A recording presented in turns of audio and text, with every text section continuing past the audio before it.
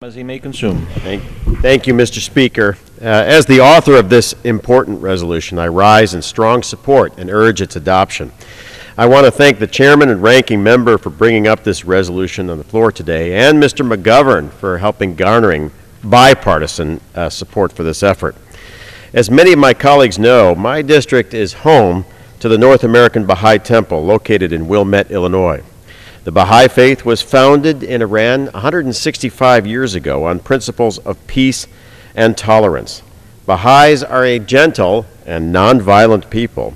They follow the teachings of Baha'u'llah, who taught respect for Moses, Jesus, and Muhammad, teaching respect and tolerance around the world.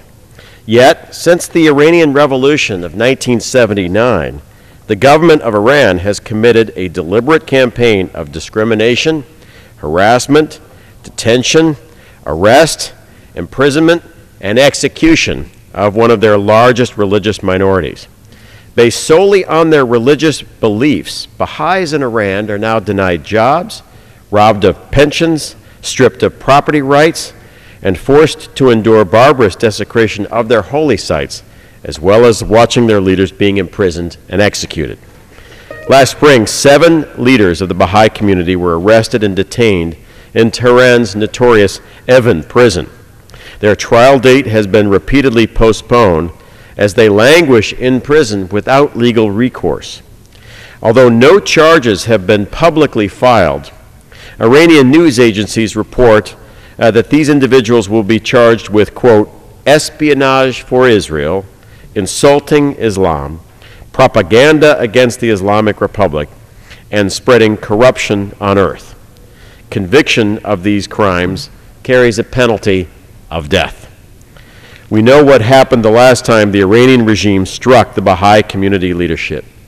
In August of 1980, all of the members of the National Spiritual Assembly of Baha'is were executed. We should do all we can to prevent such a crime against humanity from being committed again.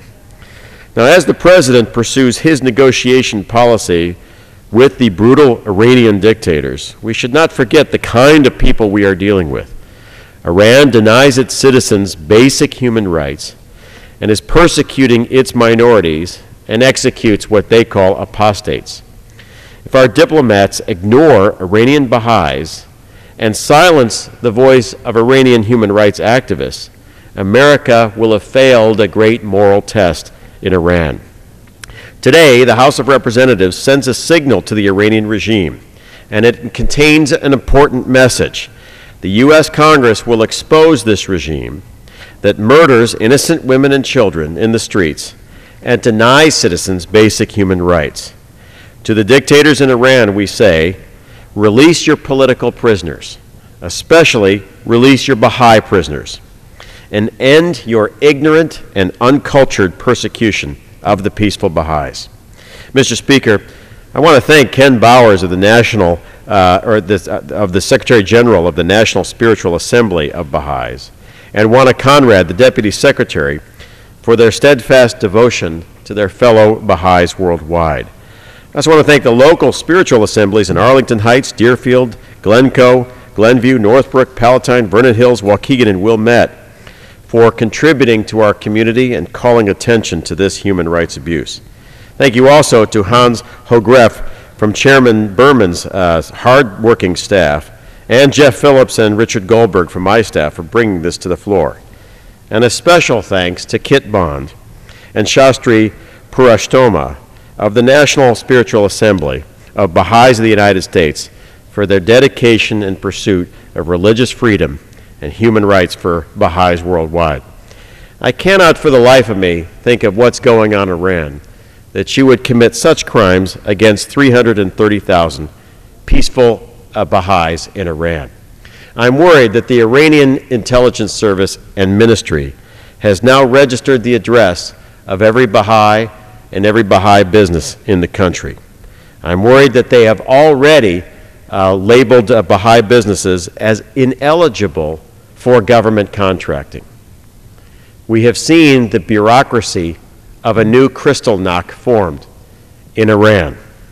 I worry that with this bureaucracy now fully formed, we could see a tremendous human rights abuse occur against hundreds of thousands of peaceful individuals.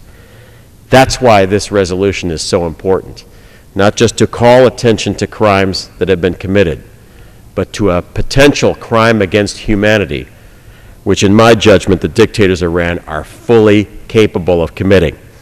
That's why this institution rises to its fullest potential, underscoring the point that America is not the most powerful, best nation in the world because we're rich or have a large military, but because we represent the moral authority of a democratic people representing the dignity of each individual on this planet.